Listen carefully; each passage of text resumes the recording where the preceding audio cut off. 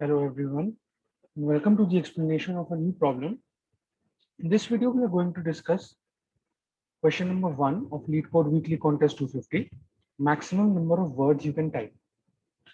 So in this question, you are given a string text which you have to type using your keyboard. But the thing is that your keyboard is broken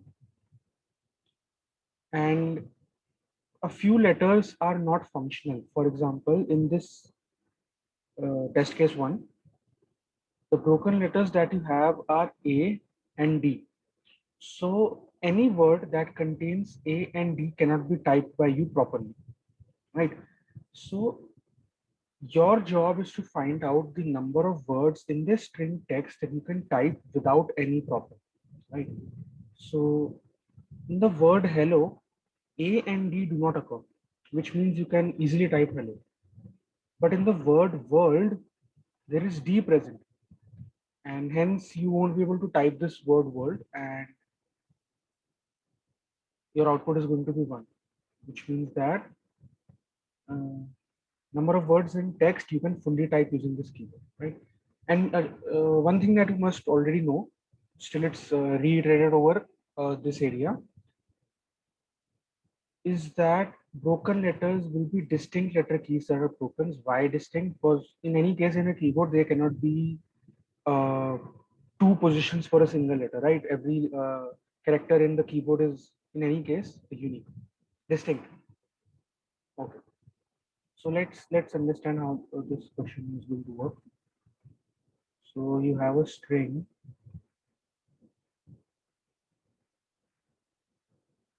hello world.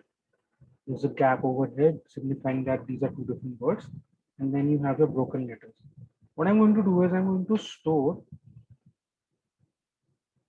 this these broken letters over here. How should I store them? I mean, I have multiple options to store it. You could either use a set or you can use an array. Um, let's use an array, right?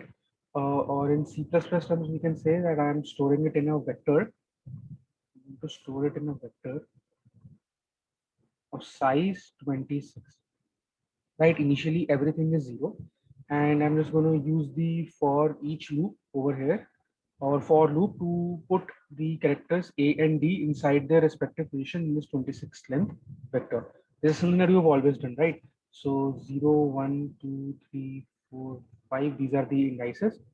And over at 0, we'll get 1.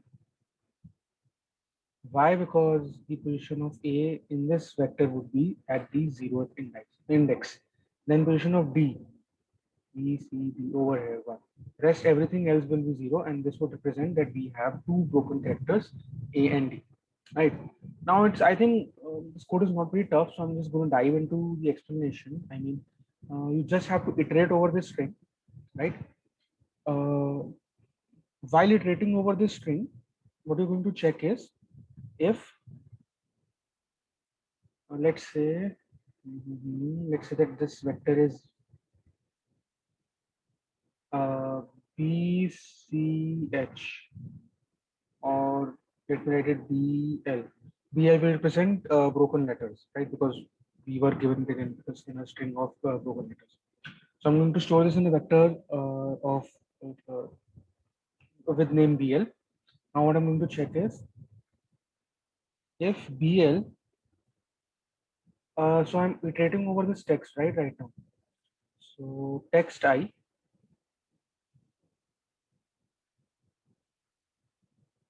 and to get its code in the index code, I'll subtract A from it.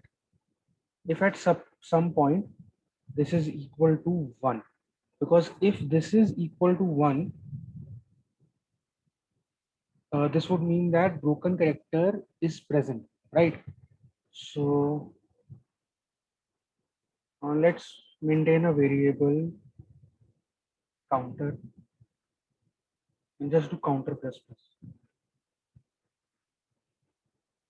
This would mean that if my I'm initializing it with 0, this would mean that if at any point my counter becomes greater than 0, means or not equal to 0, right? This would mean that the text that I have iterated over actually has a broken letter, right?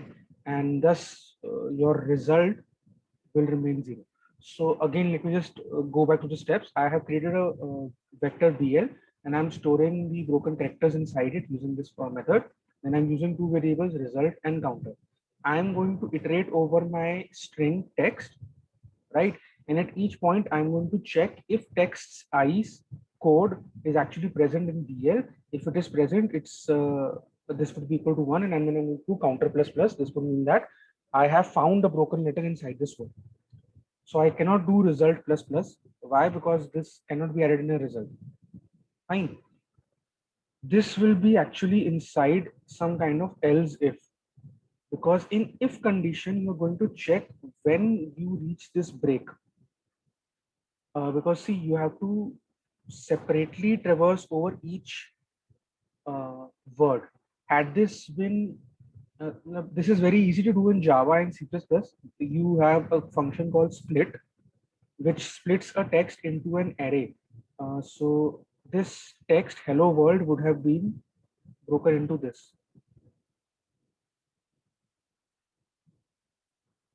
And then you would have individually traversed over each word, right? But this is not possible for us for C++ users. Hence, I'm diving a little deeper into this question. So, how would you guys track it if you're using C++? You'll just simply see if at any point your text type this becomes equal to empty spaces. Okay, semicolon won't count, right? Like this. If this happens, see now if this is happening and the counter is 0, if you have reached this point and the counter is still 0, this would mean that this word hello does not contain the broken letters which were A and D, which is in any case true, which means now you're going to do a result plus plus.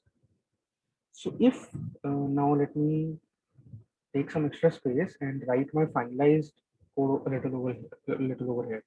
So I'm assuming that you have written that for loop that we need for traversal. So if your text I is actually equal to a space, and if your counter is actually equal to 0, this would mean that you can do result plus plus. Otherwise, for this else if what you're going to do, this condition, BL text I minus a equal to 1, then you're going to just move ahead your counter plus plus, right? Now another thing we need to make sure is that yeah, that's okay. So this for loop will reach till this world, but actually what is will reach till this D, right? Your for loop will be till the length of the text.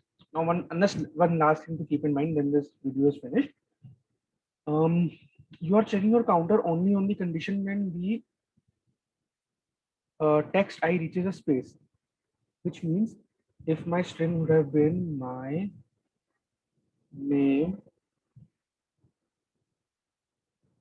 is Gaurav, then you would have checked for this word because you had a space here. You would have checked for this word for this space here, this word for this space here, but this Gaurav wouldn't have been checked because there's no space after V. So it's very simple. Once this for loop is over, this means that you have reached this V. Again, just put a final check. If counter is still 0, then you're going to do result plus plus. And one thing you need to keep in mind, each and every time you encounter a new word, you're going to reinitialize your counter with 0. Because the counter could have increased for the previous word. For example, over here, I had A and D as broken letters, right? So in name, the counter would have become 1, but for is, the counter would have been, what should have been initialized again to 0. So inside this if condition, you're going to initialize this counter to 0 also. So I hope the explanation to this problem was clear. And this will be very easy to code. So I'm not going to write the pseudo code very much. Thank you.